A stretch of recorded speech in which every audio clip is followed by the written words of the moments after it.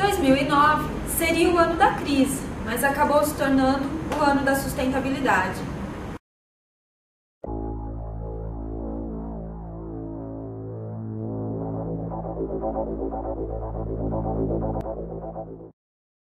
Olá, bem-vindo ao último direto da redação de 2009. A gente conta com a participação do nosso editor, Alexandre Spatuza. Nós vamos fazer um breve comentário sobre o ano que passou. Muitos analistas políticos e econômicos achavam que 2009 não teria espaço para a sustentabilidade devido à crise econômica que o mundo vinha enfrentando. Mas o que a gente percebeu aqui na revista foi exatamente o contrário, sendo que muitas empresas usaram estratégias de sustentabilidade para driblarem a crise e sobreviverem a ela. Não é isso, Spatuza? Exatamente. De fato, 2009 começou com a crise financeira mundial afetando os principais países desenvolvidos e até as empresas e os países começaram um movimento falando que não haveria dinheiro para investir em novas tecnologias ou tecnologias mais limpas. Mas à medida que o ano foi caminhando, esse movimento foi desmentido e houve um movimento contrário com a aproximação da COP15 no cenário internacional. No Brasil, especificamente, começou quando a Marina Silva saiu do PT, entrou no PV, com vistas a se lançar candidata a presidente nas eleições do ano que vem. E as preparações da COP15 começou a levantar o debate do que é a sustentabilidade, principalmente porque os países mais pobres, africanos, estão enfrentando já dificuldades e há uma extrema urgência de fazer alguma coisa diante do que não foi feito desde Kyoto. Acompanhe com a gente a nossa retrospectiva de 2009. A questão das certificações para prédios verdes começou a se consolidar no mercado brasileiro. Existem duas principais certificações, o LED e o Aqua. O LED deve certificar esse ano, ou pedidos de certificações, em torno de 200 prédios no Brasil inteiro. A certificação Aqua tem em torno de 20 pedidos de certificação no Brasil inteiro. O que está movendo esses mercados? É a demanda dos clientes. Do outro lado, o setor público também está pegando carona na questão da sustentabilidade por uma questão de necessidade. Então, estão entrando com políticas públicas que querem eliminar ilhas de calor, por exemplo, que quer IPTU verde para incentivar a permeabilização do solo. E na cidade de São Paulo, tivemos a primeira legislação de mudanças climáticas locais. Isso daí vai afetar e muito o jeito que se constrói e o jeito que as empresas planejam as construções. 1%. Essa foi a economia gerada pelo Procel, o selo que classifica os equipamentos eletrônicos brasileiros de acordo com o seu consumo de energia. Além disso, outras ações foram executadas que geraram economia de energia para o Brasil e melhoria na eficiência energética. Entre elas, nós temos várias ações das concessionárias de energia que realizaram troca de fiação e troca de equipamentos por outros mais eficientes, principalmente para as populações de baixa renda. Além disso, as ESCOs, as empresas de engenharia que desenvolvem projetos de eficiência energética para outras empresas, também ganharam destaque, apesar da crise que esteve presente no começo do ano.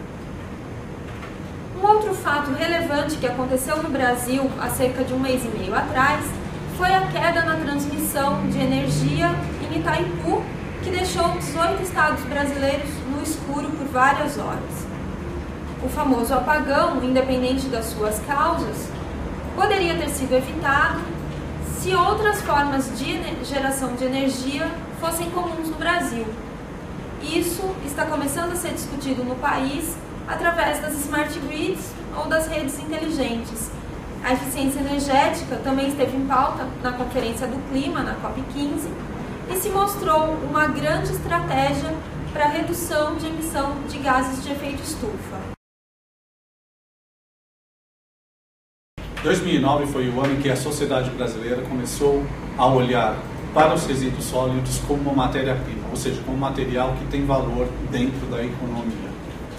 Isso tudo se deu porque durante o ano inteiro se discutiu dentro do Congresso a nova legislação de resíduos sólidos, que mobilizou desde catadores até as indústrias mais tecnologicamente avançadas de eletroeletrônicos e computadores. No entanto, o ano começou para os catadores nas ruas com uma queda brutal de renda pelo efeito da crise no preço dos materiais recicláveis.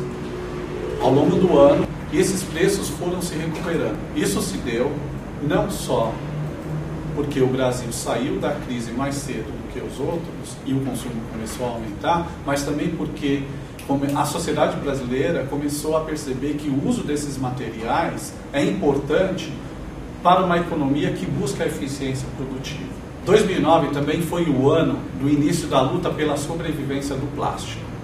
O setor de plástico, preocupado com a entrada de novos materiais biocompostáveis, materiais oriundos de matéria orgânica, de resíduos orgânicos da agroindústria, começaram a lançar uma campanha milionária para convencer as pessoas que o plástico ainda é um material bom e útil para a sociedade. No entanto, esse movimento contra o uso do plástico levou a vários municípios a proibirem o uso de sacolas plásticas. Enquanto isso, grandes empresas que nem a Cargill, a Bunge e até a nossa Braskem, indústria petroquímica nacional, estão investindo pesadamente para a utilização de plásticos ou materiais biocompostáveis com características de plástico, oriundos de materiais orgânicos.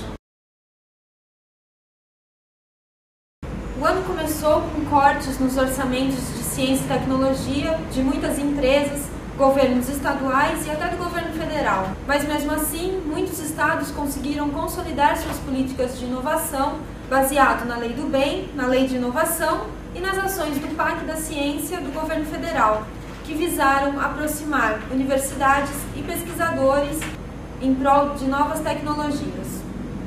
A importância das pequenas empresas inovadoras ganhou destaque para o governo federal, que está investindo R$1,3 bilhão através do PRIME, o Programa Primeiras Empresas Inovadoras, financiado pela FINEP.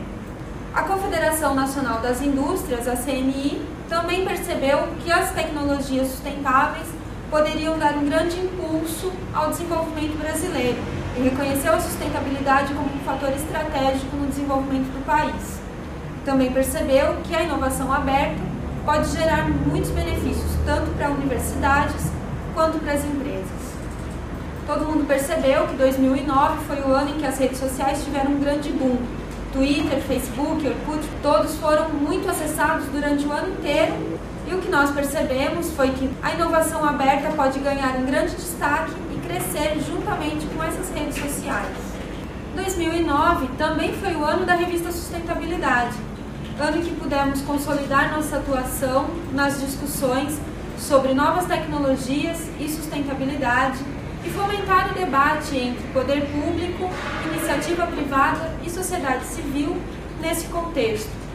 Estivemos presentes, inclusive, nas discussões do clima em Copenhague com o nosso blogueiro.